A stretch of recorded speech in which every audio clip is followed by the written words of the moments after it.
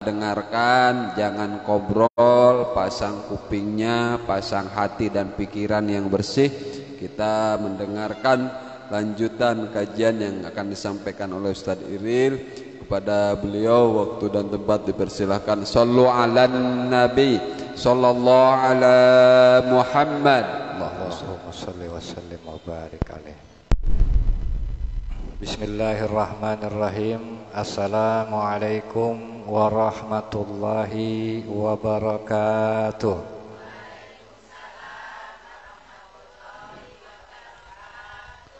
Alhamdulillahilladzi an'ama ni'matal iman wal islam wa ashhadu an la ilaha illallah wahdahu la syarikalah wa ashhadu anna Muhammadan abduhu wa rasuluh la nabiyya ba'dah. Allahumma salli wa sallim wa barik ala sayyidina Muhammadin wa ala alihi wa sahbihi ajma'in, amma ba'du. Allahumma rabbi israhli sadri wa yassir li amri wa hlul 'uqdatam min lisani yafqahu qawli. Allahumma arinal haqqa haqqa warzuqna ittiba'ah wa arinal batila batila warzuqna ijtinabah. Alhamdulillah, puji beserta syukur marilah sama-sama kita panjatkan kehadirat Allah Subhanahu wa taala yang telah memberikan kepada kita nikmat sehat, hidayah dan taufiknya sehingga kita bisa kembali hadir dalam rangka pengajian tafsir Al-Quran yang insyaallah pada kesempatan kali ini kita akan membahas surah Al-Isra ayat ke-21. Dan begitu juga salawat beserta salam tidak lupa marilah kita limpah curahkan kepada Nabi kita Muhammad sallallahu alaihi wasallam. Para ibu yang saya hormati dan mudah-mudahan Allah memuliakan, di dalam ayat ini Allah Subhanahu wa taala berfirman, "Unzur kaifa faddalna ba'dhum 'ala ba'din walal akhiratu akbaru darajatin wa akbaru tafdila." Unzur, lihatlah, kaifa faddalna, bagaimana kami melebihkan, ba'duhum, sebagian kamu, ala ba'din, atau sebagian yang lain, walal akhiratu akbaru darajat, dan adalah kehidupan akhirat itu akbaru darajat, lebih tinggi tingkatannya, wa akbaru tafdila, dan lebih besar keutamaannya. Nah, di dalam tafsir ini Syekh Sa'rawi mengatakan, al-haqqu tabaraka wa ta'ala a'tana qadaya imaniyatan tajriyatan. Jadi Allah Subhanahu wa taala, Bu, di dalam ayat ini memberikan kepada kita atau mengajarkan kepada kita tentang masalah keimanan secara teori, yaitu di mana Allah menginginkan dari kita supaya kita bisa melihat alam semesta ini, sehingga ketika kita sudah melihat alam semesta ini, diharapkan kita bisa menemukan tentang maksud daripada perkataan Allah, unzur kaifa faddalna ba'duhum 'ala ba'din. Lihatlah bagaimana kami mengutamakan sebagian kamu atas sebagian yang lain. Nah, jadi ayat ini, Bu, kalau kata Sa'rawi, itu bisa kita pahami yaitu dengan cara apa? Dengan cara kita melihat sekeliling kita, di lingkungan kita, ya kan, maksudnya di satu RT, di lingkungan yang lebih luas RW, dan bahkan seluruh alam. Jadi kalau kita mau memahami ayat ini, kita lihat sekeliling kita. Nah, bagaimana cara kita memahami ayat ini dengan melihat sekeliling kita? Nah, di dalam tafsir ini Syekh Sa'rawi kembali mengatakan, wa muta'ammul, dan orang-orang yang berpikir, orang-orang yang memang dia senangnya hobinya merenung, yajidu annallaha ta'ala ja'ala tafdilan huna amman. Jadi Allah, dia apa? Perenung itu menemukan bahwa sesungguhnya Allah menjadikan kelebihan dalam masalah ini adalah masalah umum, masalah yang belum jelas apa yang dilebihkan. Maksudnya gimana? Falam yubayyinu man faddalna wa minal mufaddil alaih. Jadi di sini Allah nggak menyebutkan tentang apa? Tentang objeknya, tentang subjeknya. Maksudnya apa? Siapa yang dilebihin dan apa sebenarnya yang Allah lebihin? Itu kan belum jelas loh. Yang dilebihin apa? Atau yang pertama, siapa yang dilebihin sama Allah? Terus yang Allah lebihin itu dalam bentuk apa kelebihan yang Allah kasih? Nah, ini kan belum jelas. Makanya di sini kembali saya Syarif melanjutkan bahwa di sini belum jelas, maka kita nggak bisa bilang kalau yang dimaksud Allah melebihkan di situ bahwa Allah melebihkan orang kaya di atas orang miskin, atau Allah melebihkan orang sehat di atas orang yang sakit. Kita nggak bisa bilang begitu juga. Kenapa? Allah nggak ngomong begitu. Dan juga kebanyakan kita kalau kata Syarawi, lakinan nas yadhunnu ya Pak, yanzuruna ila jihadin wahidah bi tafdil, dan yang namanya kita kebanyakan manusia melihat itu dari satu sisi, yaitu di mana Pak, bahwa kalau orang diutamain berarti itu orang kaya, orang dikasih duit, atau orang diutamain berarti dia orang yang dikasih jabatan, atau kita menganggap bahwa orang yang sedang dilebihkan nama Allah dikasih apa? Kesehatan. Kalau kata Syarawi ini bukan itu. Anggapan semacam ini adalah kalau kata Syarawi wadihin najratan khati'ah. Ini pemikiran yang salah kalau kita berpikir kalau orang kaya itu sedang dilebihkan, kalau orang yang sehat itu lagi dilebihin nama Allah, kalau orang yang jabatannya tinggi lagi dikasih kelebihan nama Allah. Salah. Kenapa kok dibilang salah?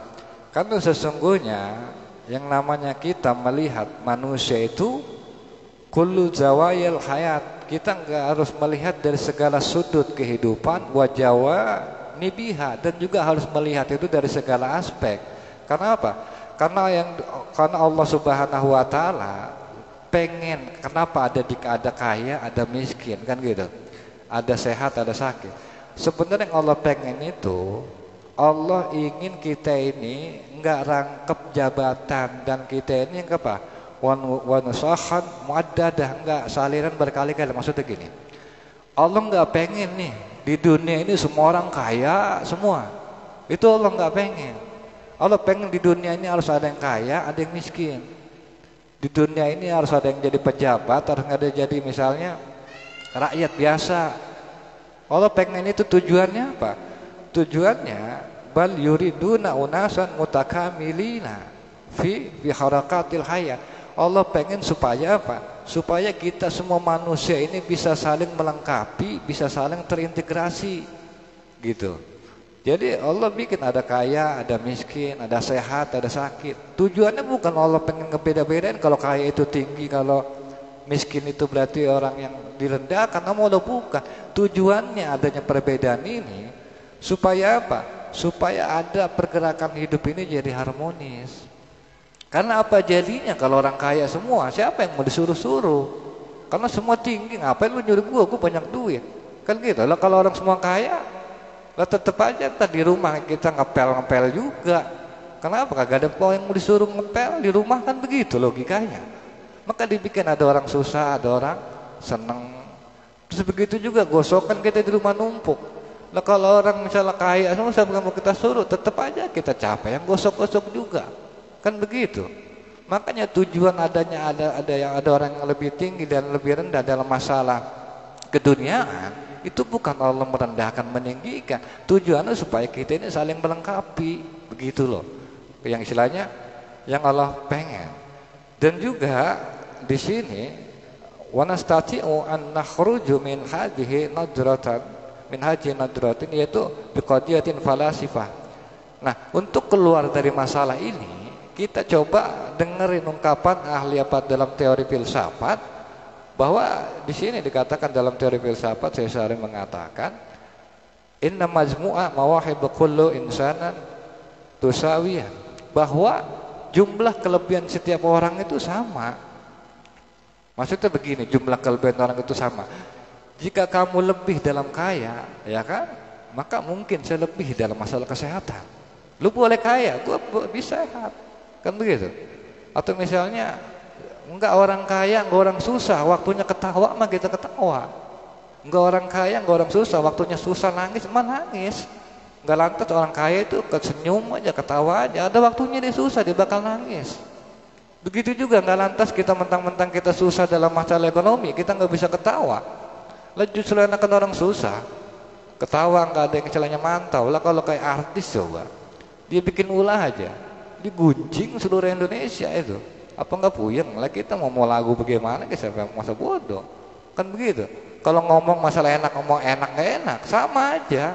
Oke lah dia enak harta, tapi kita enak punya kebebasan hidup. Nggak ada yang ngatur, nggak ada yang komentarin. Kalau artis kan aduh bu, bahkan ada artis yang kemana-mana itu apa? Seolah-olah ngumpet, saking apa? Saking dia nggak mau diperhatiin dan hilang dia punya kebebasan. Gitu. Artinya apa? Satu sisi enak, satu sisi nggak enak, sama. Kita juga ada yang mungkin dia merasa enak dalam satu sisi, kita enak di sisi yang lain, kan begitu. Artinya jangan anggap bahwa yang namanya kelebihan kekurangan, ya kan, itu menjadi satu yang membedakan antara apa, dimuliakan atau direndahkan, bukan. Allah mengadakan yang namanya perbedaan-perbedaan tadi tujuannya untuk saling melengkapi.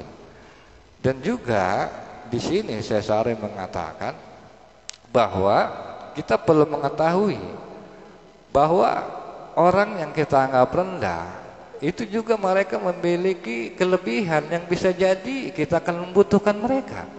Contoh, kita punya kelebihan harta nih, orang lain punya kelebihan tenaga. Nah satu saat kita kan misalnya bangun rumah pengen gali spiteng, nggak mungkin lah kita gali sendiri, kita butuh orang yang tenaganya kuat. Itu apa? Penggali spiteng, kan begitu. Artinya jangan kita memandang orang sebelah mata, bisa jadi dia adalah orang yang kita butuhkan. Atau jangan merendahkan status pekerjaan orang, misalnya tukang sampah misalnya.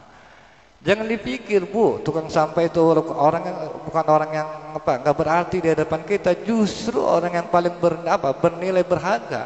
Kalau aja misalnya tukang sampah mogok, mulai dari busnya truknya sampai yang di lingkungan kita mogok, rumah kita bau busuk kayak apa itu? Oleh sebab apa?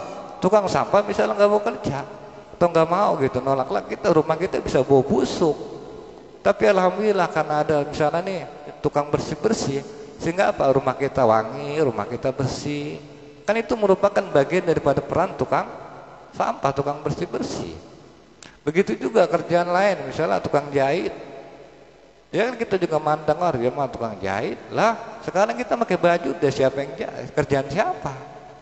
Kalau bukan tukang jahit. Kan begitu. Dan itu kelebihan yang Allah kasih buat dia yang kita nggak memiliki kelebihan itu. Kelebihan kita paling cuma bisa ngasih duit, ya nggak apa-apa itu kelebihan. Tapi dengan itu, dengan dia bisa jahit tapi nggak punya duit, kita punya duit tapi kita nggak bisa jahit, akhirnya apa? Kita bisa ngasih duit dia bisa ngasih jasa ke kita, kan begitu, saling melengkapi. Jadi nggak ada istilahnya Allah ini merendahkan begitu. Begitu juga petani, ya kan? Jangan misalnya mentang-mentang apa-apaan. Misalnya kan dia mau cuma petani misalnya. Lah bu, kalau kita mau jujur, ada nggak kita bisa lepas atau bebas dari yang namanya petani? Nggak ada. Dari mulai nasi yang kita makan itu kerjaan siapa? Petani. Ya kan? Gado-gado dah, yang ngumplak tuh apa aja tuh ada tuh. Dari mulai timun, ya kan? Dari mulai kangkung, bayam, semuanya tuh. Lah itu semuanya dari siapa? Dari petani. Kan begitu. Makanya kayak pekerjaan petani lah jangan kita pandang sebelah mata. Justru bersyukur bu, ada orang yang mau panas-panasan, ya kan? Ada orang yang mau istilahnya, taruhlah kita tahu mungkin yang dia dapat nggak seberapa, tapi dia rela melakukan itu. Lah kalau nggak ada dia habis kita. Apalagi misalnya nih sekarang anak muda mandang bahwa yang namanya bercocok tanam atau bertani udah kerjaannya udahlah itu maki-aki. Ya kan, nggak mau dikerjain. Lah itu jadi satu hal yang mengkhawatirkan bu ke depannya. Terlebih yang namanya Kerawang, dibilang katanya lumbung padi nasional, itu kan mulai apa? Mulai tergusur, malah justru banyak bangunan kawasan industri. Nah kalau misalnya lumbung padi nasional ini udah terusik, lah kita mau bisa-bisa besok kita impor semua. Kan begitu. Kalau semua kepikiran mau kerja, lah gimana ujung-ujungnya? Udah nggak ada swasembada pangan lagi, payah kita punya negara. Oleh sebab apa? Kita menghargai pekerjaan. Makanya bu, ulama itu mengajarkan tentang bagaimana kita menghormati, tentang bagaimana kita menghargai profesi orang. Itu dengan apa? Dengan berdoa. Kalau makan, makanya kan kita baca Allahumma barik lana fima rajaqtana wa qina benar ya Allah, berkahkanlah kan gitu, mubarak lana, berikanlah keberkahan bagi kami kan gitu, dan rezeki kami. Artinya apa Bu? Ketika kita makan kita pengen diberi apa? Diberi keberkahan kepada kami, bahasanya kami loh, bukan saya. Kenapa? Karena yang terlibat dari makanan itu ratusan orang.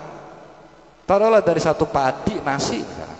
Dari nasi mulai dari padinya, yang nanam siapa? Yang jual bibitnya siapa? Yang jual pupuknya siapa? Udah jadi nih padi digiling, yang gilingnya siapa? Ya kan, udah digiling nih, yang nganterin dari penggilingan ke pedagang siapa? Terus pedagangnya itu siapa? Itu udah berapa orang? Apalagi gado-gado, udah berapa orang itu yang kita doain? Banyak banget, gitu. Itu dari satu profesi, artinya apa? Saling melengkapi. Yang ada di hidangan di hadapan kita ini kan berkat tangan-tangan orang lain, ya kan? Kehidupan akhirnya terjadilah harmonisasi dalam kehidupan. Begitu juga tukang gali kubur, itu orang jangan paling kita rendahin itu Bu profesi, karena setiap kita bakal menikmati jasa mereka, dan bahkan bisa dikatakan orang yang kita nikmati jasanya dan kita belum sempat terima kasih sama tuh orang. Ya karena kita dikuburin kan begitu. Nah itu penggali kubur jangan direndahin, justru kita kan semua membutuhkan yang namanya penggali kubur. Dan mungkin saya sedikit cerita nih Bu ya tentang penggali kubur yang mungkin bisa nanti kita hubungkan dengan ini. Ini kisah nyata Bu, bukan bohong, bukan dongeng. Sekali lagi ini kisah nyata, orangnya ada. Nah ini kejadian di Damaskus, Syria. Jadi itu ada di sebuah perkuburan namanya Dahdah. Itu perkuburan, di situ banyak dikubur para wali, para syuhada. Yang jelas nih ada seorang, dia ini sekitar umur 40-45, kerjanya gali kubur. Nah satu saat datang seorang wanita minta tolong digalin kubur. Akhirnya apa? Digali lah itu kubur sama dia kan. Nah sejam kemudian wanita ini datang dengan rombongan itu nggak banyak, cuma berapa orang bawa mayat itu. Wanita dengan beberapa orang laki nggak banyak lah. Nah ketika itu udah tuh dikeluarin tuh mayit, diturunin itu mayitnya. Pas ditaruh itu mayit di liang lahat, itu kuburan kebuka, kebuka, ngelihat dia itu yang gali kubur, ngelihat taman diantara taman-taman surga, yang kelihatan dalam mata dia itu taman. Dan di taman itu dia ngelihat dua orang nunggangin kuda, menjemput orang yang meninggal tadi, dibawa sama dua orang berkuda tadi, sampai akhirnya dia pingsan. Ini penggali kubur pingsan, ya kan, pingsan. Akhirnya dicepretin air lah, ceret bangun. Kenapa lo? Kagak, tadi gue ngeliat begini. Lu cuma halusinasi aja itu mah. Akhirnya apa? Ya kali mungkin sekali dia nggak pas halusinasi, ya kan gitu. Sekali lagi nih Bu, ini bukan dongeng. Akhirnya apa? Beberapa bulan kemudian datang lagi itu ibu tadi, itu ibu yang sebelumnya minta dikuburin, datang lagi minta tolong ya digalin kubur. Digaliin lagi nih kuburan yang kedua sama dia, digali, dan ketika dimulai dikuburin kejadiannya sama begitu lagi. Itu kubur kebuka, kelihatannya cuma taman, dan orang yang dikubur itu dijemput lagi dengan dua orang berkuda. Tapi ketika itu dia nggak pingsan Bu, dia langsung kejar itu ibu-ibu tadi. Dikejar, mohon maaf Bu, ibu siapa? Ibu dari mana? Gitu, ditanya masih bapak penggali kubur. Saya cuma wanita yang sedang terkena musibah, kan gitu. Nah yang saya jadi pertanyaan Bu, saya ini 2 kali kubur, 2 kali nguburin. Yang istilahnya dia bilang itu anaknya. 2 kali saya nguburin anak ibu, itu 2 kali saya mengalami hal demikian. Apa sih Bu, amalan apa yang menjadikan mereka itu begini? Maka si ibu itu bilang, sesungguhnya anak saya itu yang pertama adalah orang yang menuntut ilmu, gitu. Nah sementara anak saya yang kedua cuma tukang kayu, cuman dia yang membiayain anak saya yang nuntut ilmu tadi. Tuh, mulai dari situ dia kaget Bu, kaget, dan akhirnya dia pergi ke masjid At-Taubah di situ. Nah masjid At-Taubah ini masjid orang yang cerita. Masjid At-Taubah dia belajar, akhirnya dia jadi ulama sampai sekarang. Dan itu nama beliau itu Syekh Abdurrahman Al-Haffar. Artinya pelajaran kita bisa ambil dari kisah tadi. Itu ternyata yang namanya nuntut ilmu, orang yang nuntut ilmu sampai sebegitunya Allah perlakukan. Bahkan ketika dikubur itu udah dijemput sama malaikat berkuda, dan bahkan dia apa? Kuburan yang tampak dalam pandangan ulama tadi itu apa? Taman surga. Dan begitu juga orang yang ngebiayain, orang yang memberikan dukungan untuk adiknya nuntut ilmu, sama dapat perlakuan yang sama oleh Allah, dapat kemuliaan yang sama. Maka jangan sampai kayak ibu nih ngaji malas-malasan. Subhanallah Bu, kalau ibu datang niat ngaji karena Allah nuntut ilmu, mudah-mudahan ketika nanti kita di dalam kubur, mudah-mudahan ada yang jemput kita malaikat, ya kan gitu. Mudah-mudahan. Dan begitu juga, maka kadang juga bagus kalau ibu misalnya ngaji bawa makanan, itu juga sama aja memberikan makanan orang-orang ahli ilmu, ya kan gitu. Bukan cuma buat ibu, buat orang-orang yang hadir kan ahli ilmu juga, ibu ngasih makanan. Dan begitu juga bersyukur orang tua yang punya anak di pesantren, kan begitu. Jangan dikira Bu anak ibu yang pesantren, ibu kebagian pahalanya sama, besar pahalanya. Maka jangan pernah merasa berat. Dan juga kalau misalnya kita jadi orang ngelihat ada tetangga atau anak saudara pesantren, jangan pelit-pelit, kasih duit berapa kek, atau untuk mendukung keperluan dia. Karena apa?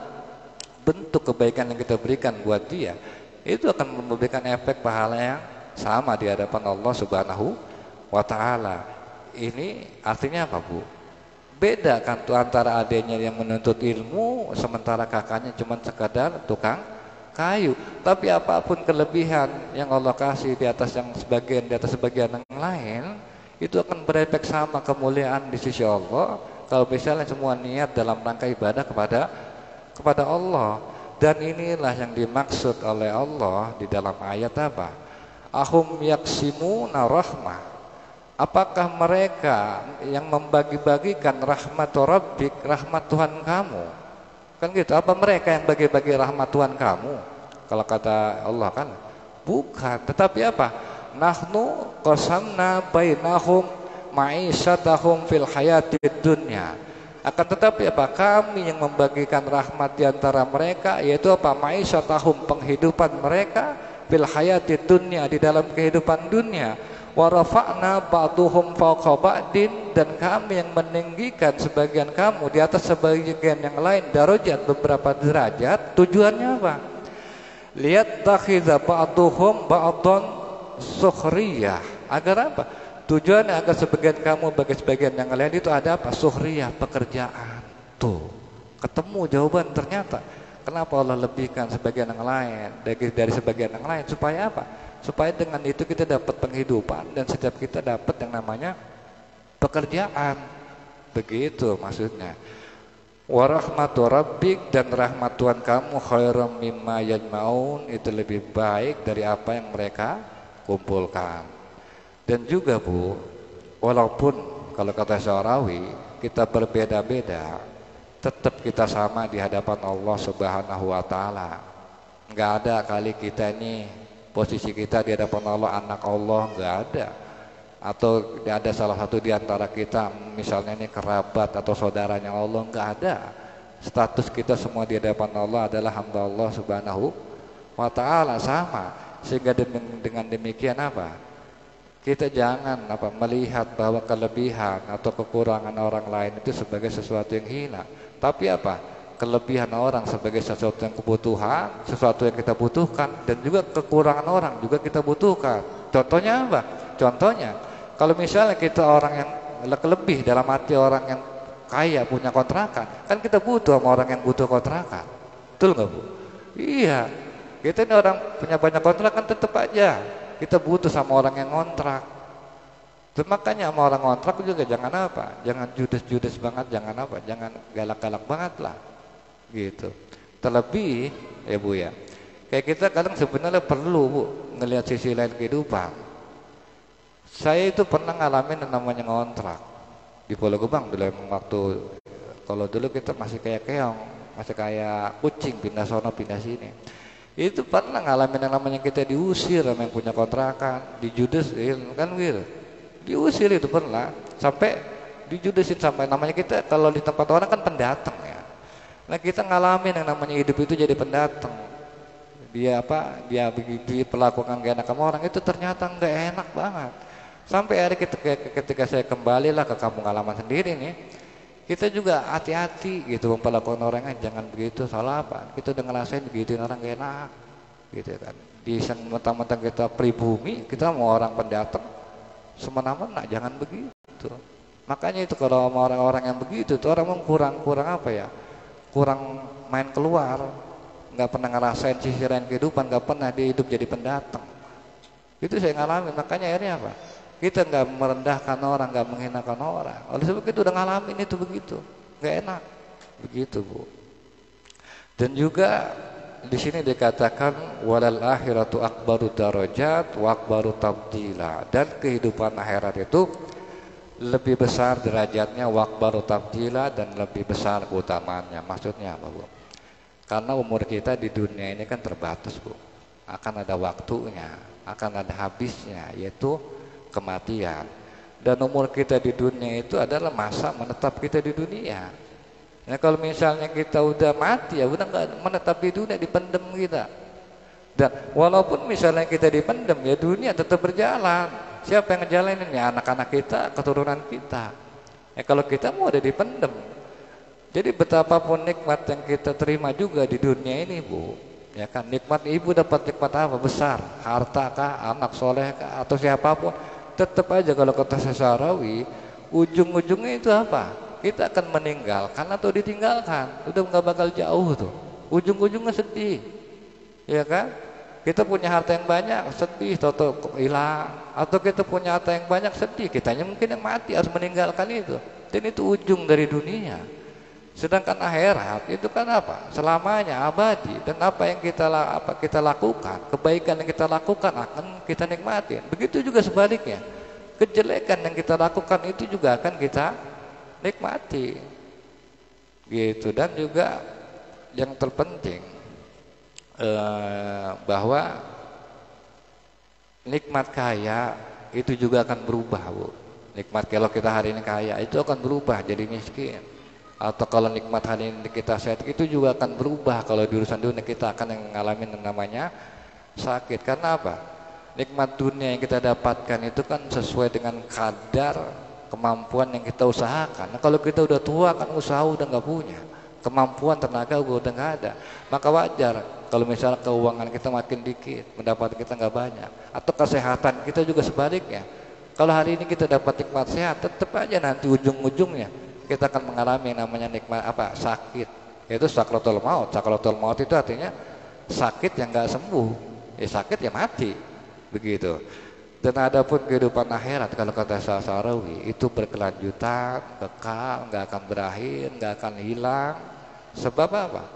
Sebab ayat ini dikatakan undur, lihat, perhatiin yang ada di alam ini, jangan sampai salah ngelihat, jangan sampai salah baca. Dan begitu juga, makanya Sesarawi kan dia pernah Bu, satu saat dia jalan-jalan ke San Francisco. Ketika itu dia nginep di sebuah hotel, kalau kata Sesarawi hotel ini indah banget. Sampai kan temannya komentar, wih cakep banget ini hotel. Nah, itu keindahan hotel San Francisco, kalau kata Sesarawi, itu adalah keindahan yang diciptakan manusia untuk manusia. Nah sementara alam ini ya kan itu diciptakan apa? Dari Allah untuk manusia. Itu kalaupun mau kita lebih bersyukur ya nikmatin apa yang Allah anugerahkan, keindahan alam yang ada pada kita. Dan yang terakhir Bu, Allah Subhanahu wa taala berfirman, "Wala ta'jal," maka janganlah kamu menjadikan Allah beserta Allah itu ilahan, Tuhan-Tuhan. Khara fataquda madmuman madhura, jangan sampai sehingga kamu itu nanti di akhirat itu duduk madmuman dalam keadaan tercela, makhzulan dalam keadaan hina. Jadi maksudnya begini Bu, karena Allah yang memberikan kita karunia hidup Bu ya, yang memberikan kita nikmat, memenuhi kebutuhan hidup kita, maka jangan kita berbuat maksiat kepada Allah. Jangan kita selain berbuat kufur terhadap Allah. Maka apa kalau kita syarawi? Maka kenalilah Allah kalau kita syarawi, dan selalu berusaha untuk hidup berbahagia bersama Allah. Maksudnya kenali Allah ya kayak gini nih, ibu ngaji nih. Ibu ngaji ini kan termasuk dalam rangka cara ibu mengenal sama Allah. Dan juga kalau kita syarawi, hiduplah secara bahagia bersama Allah. Maksudnya bagaimana? Amalin yang udah dikaji tadi. Gitu, artinya bukan cuman apa? Cuman kenal, tapi apa? Amalin dari apa yang kita kaji. Dan di sini juga dikatakan kan gitu apa? Jangan sampai kalau kata syarawi, jangan sampai sehingga kamu nanti di akhirat apa? Dalam keadaan terduduk itu dalam keadaan tercela dan dalam keadaan ditinggalkan. Nah, terduduk di akhirat ini, Bu, ya, terduduk di akhirat ini harus kita tahu ini bukan masalah biasa. Karena apa? Karena orang itu kan nggak akan duduk kecuali dia udah nggak kuat berdiri. Nah, sementara duduk di akhirat itu artinya udah payah nih orang. Dan kalau orang udah nggak kuat berdiri, udah payah, udah nggak bisa, udah mengapa-ngapain bingung. Dan juga di sini kenapa Allah nggak katakan tidur? Kenapa harus duduk? Karena yang namanya tidur itu artinya apa? Dia kan dalam keadaan nggak sadar. Dan kalau orang nggak sadar itu kan nggak akan diajab. Tapi lain cerita orang duduk dia sadar, dia akan diajab. Artinya apa? Ajab Allah Subhanahu wa taala itu akan dirasakan dia dalam keadaan sadar, dan dia akan merasakan ajab Allah. Yaitu dengan apa? Didudukkan dalam keadaan hina dan dalam keadaan dia ditinggalkan oleh Allah Subhanahu wa taala. Mungkin itu saja, insyaallah nanti akan sedikit diulas oleh Ustaz Abdul Hamid. Kepada beliau silakan. Assalamualaikum warahmatullahi wabarakatuh.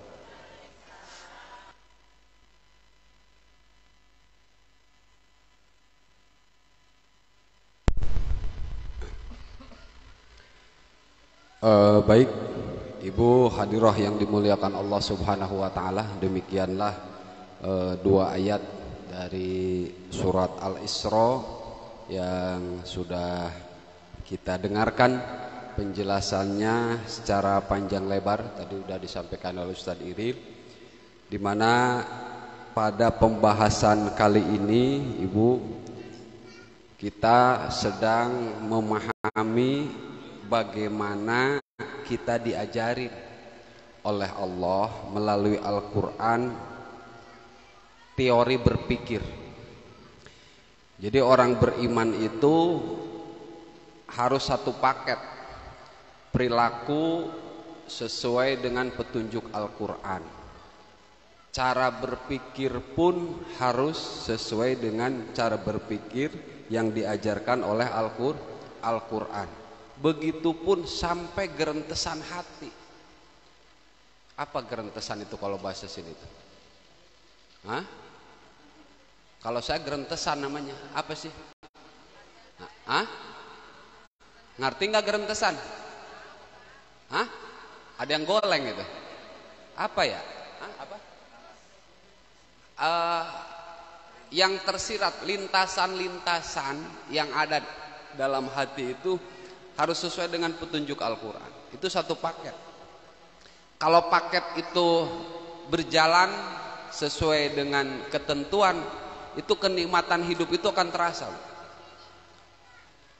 Makanya luar biasa ayat ini dikupas oleh Syekh Sa'rawi Mutawali sebagai petunjuk buat kita agar cara berpikir kita ini benar.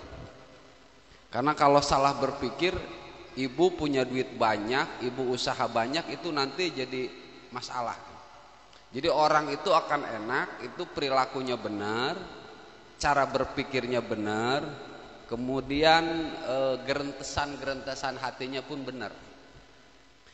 Bu Erni, ada Bu Erni, dengerin sayang. Kadang-kadang saya itu seneng kalau ngobrol sama dia itu. Ya, dengerin sayang.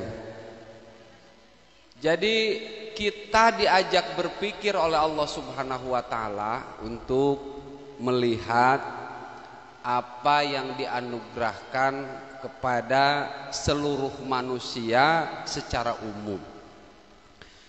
Jadi orang beriman itu harus melihat kehidupan yang dilihat itu bukan cuman kehidupan kita. Orang beriman itu tidak boleh pandangannya itu berpikir kepada dirinya saja, tapi harus dilihat keadaan di sekelilingnya, gitu. Nah, di mana Allah menjelaskan kepada kita bahwa dalam kehidupan ini, ya kan, kalau bahasa saya apa ya, kayaknya gitu. Jadi Allah itu mau ngajak kita berpikir, kayaknya Allah ini sedang melebihkan sesuatu dari yang satu dengan yang lain. Karena apa? Karena terkadang kalau kita salah berpikir dan salah melihat, Ibu, yang kayaknya tadi seakan-akan benar, padahal cuman kayaknya, kan begitu. Jadi seakan-akan kan kalau kita itu suka ngelihat kehidupan itu kayak pelangi, ya kan? Kalau pelangi itu kan ya selalu di atas kepala. Jadi ngelihatnya itu kayaknya si ini mah enak hidupnya, si ini enak. Nggak pernah gitu. Harusnya orang beriman itu ngelihatnya itu alhamdulillah saya begini, alhamdulillah, kan begitu. Alhamdulillah saya sehat, alhamdulillah masih begini kan begitu. Jadi ini kadang-kadang kita melihatnya kayaknya begini, orang ini begitu. Nah, kita diajarin dengan ayat ini bahwa kita harus bisa melihat yang seakan-akan Allah itu melebihkan sesuatu di antara yang lain dengan yang lainnya. Jadi padahal itu semua Allah perlakukan kehidupan di dunia ini ada tujuan. Tadi tujuannya disampaikan oleh Ustadz Iril itu apa? Berkaitan dengan harmonisasi kehidupan. Jadi emang hidup ini harus begini. Ketika ada yang kaya ya harus ada yang miskin. Ketika ada yang pintar ya harus ada yang agak nggak pintar, kan begitu. Ketika ada yang soleh ya harus ada yang agak badar, kan begitu. Supaya apa? Supaya semua terintegrasi, ada manfaat dan maslahat kehidupan untuk saling memberikan manfaat. Makanya kalau orang beriman itu apa? Mintanya kepada Allah itu harus jelas. Ya Allah, jadikan saya ini orang yang bermanfaat buat orang banyak. Karena apa? Karena berita yang kita terima dari Nabi kita apa? Khairun nas anfa'uhum linnas. Sebaik-baik manusia itu orang yang bermanfaat buat manusia yang lain. Nah, ini harapan aja kan nggak boleh salah kita. Kalau misalnya kita ya Allah saya biar kaya, begitu. Kaya doang sesuai dengan perintah enggak? Enggak. Kita ini harus bermanfaat buat orang banyak. Kalau kita harapannya bermanfaat, kita dikasih kaya akan bermanfaat buat orang. Kita dikasih ilmu akan bermanfaat buat orang. Karena apa? Harapan kita ini kan pingin bermanfaat buat orang. Ya kan? Kalau misalnya cuman pinter, akhirnya minterin orang. Jadi orang kaya cuman ngasih apa ya? Kalau bahasa saya itu pilara. Jadi pilara itu apa? Kalau bahasa sini mah pilaraan, kalau bahasa Sunda itu. Pilaraan apa ya? Apa Jadi milaraan. Jadi kalau ada orang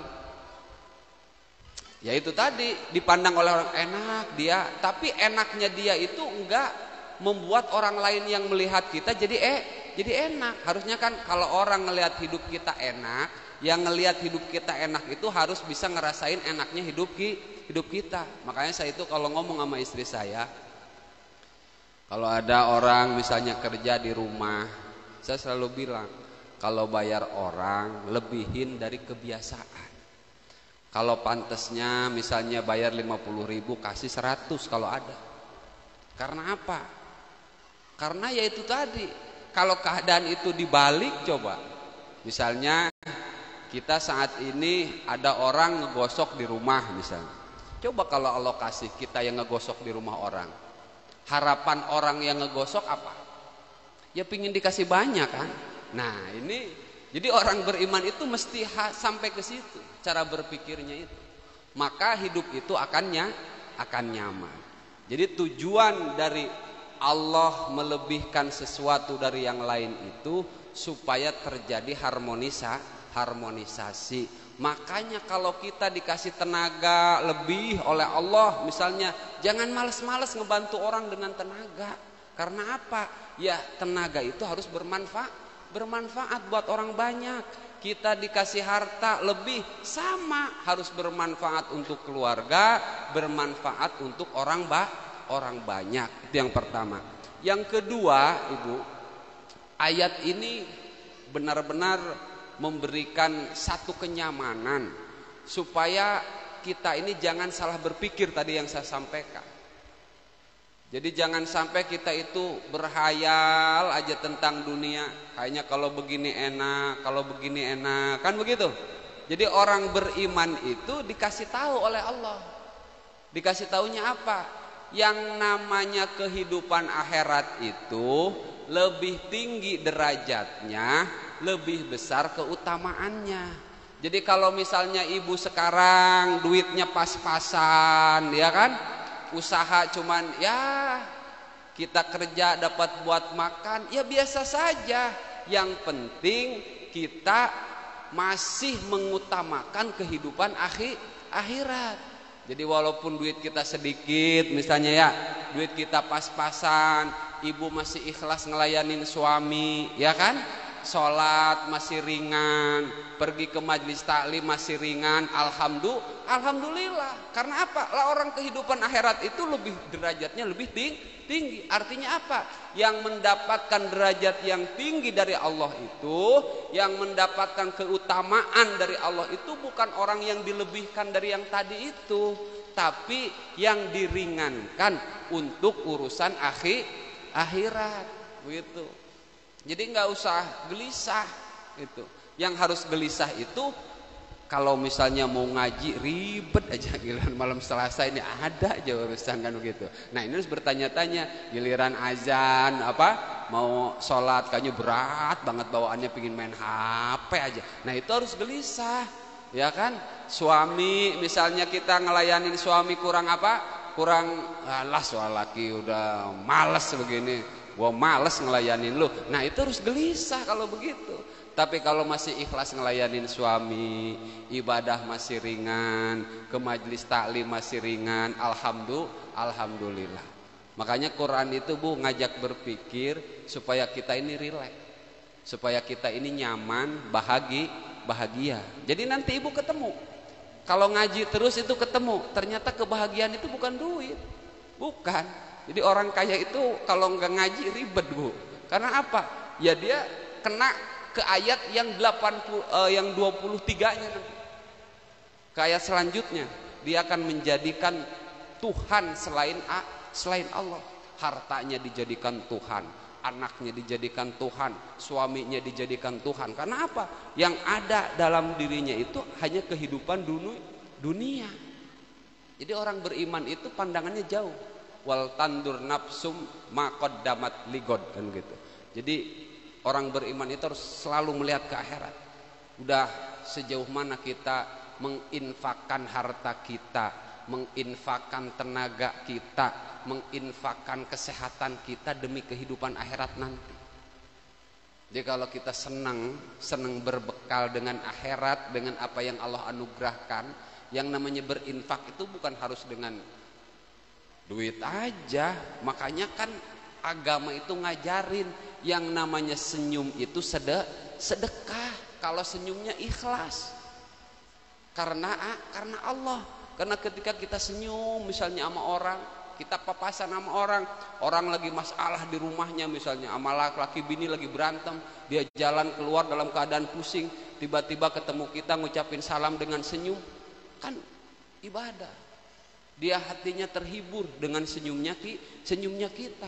Jangan sampai kita ketemu orang lagi susah, lagi bermasalah, ketemu kita kucem, di mana manfaatnya kita?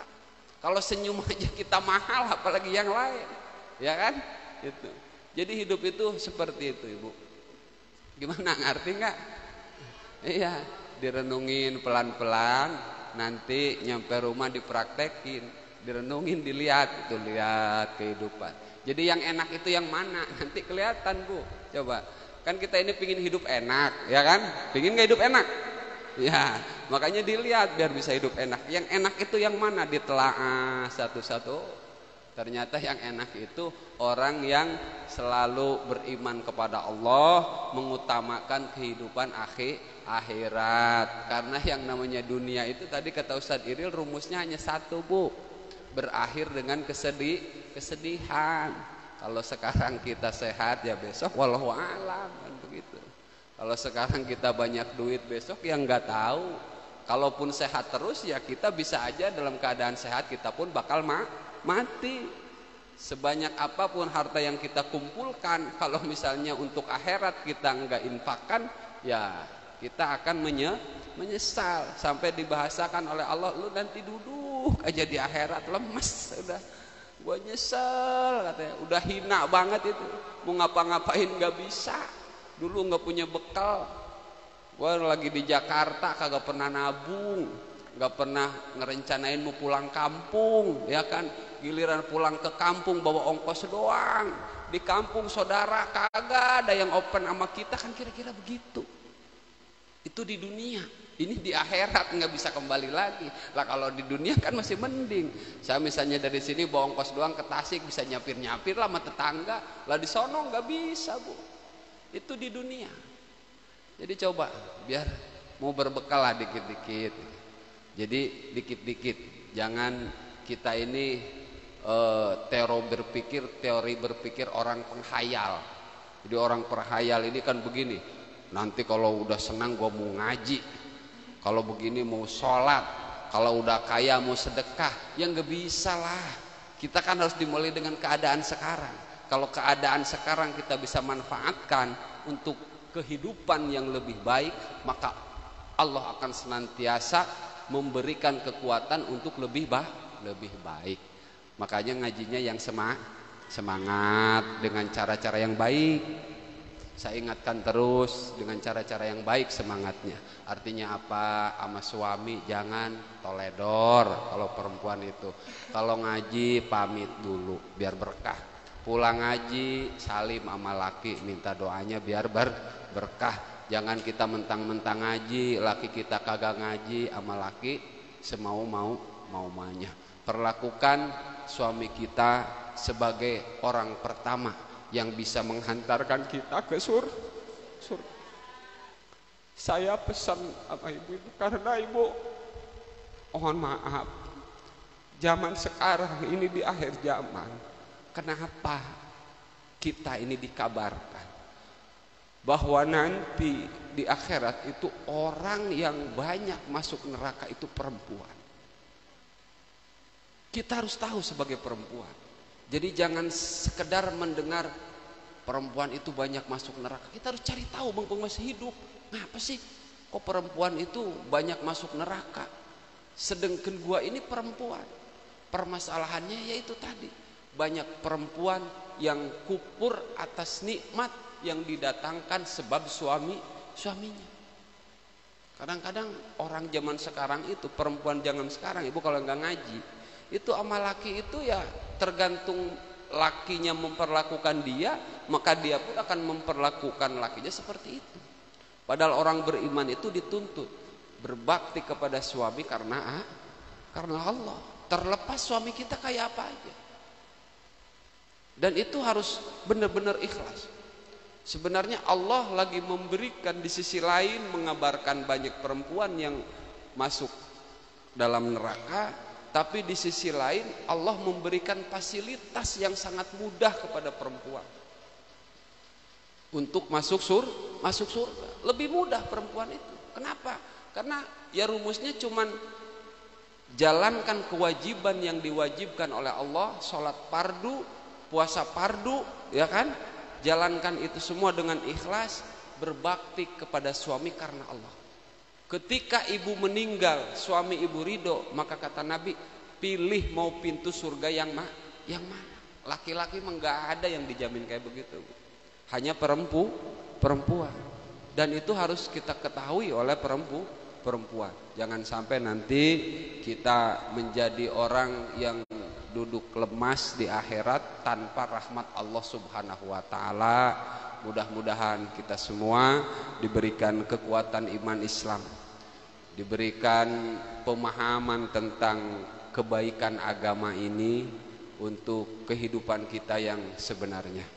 Dan kita juga berdoa kepada Allah, mudah-mudahan anak cucu duriah kita semuanya menjadi orang-orang yang senantiasa mencintai petunjuk agama dalam rangka mengenal kebesaran Allah Subhanahu wa taala. Bitilkan niyah wa bijahid Nabi Muhammadin sallallahu alaihi wa alihi wasallam. Al-Fatihah. A'udzu billahi minasyaitonir rajim. Bismillahirrahmanirrahim.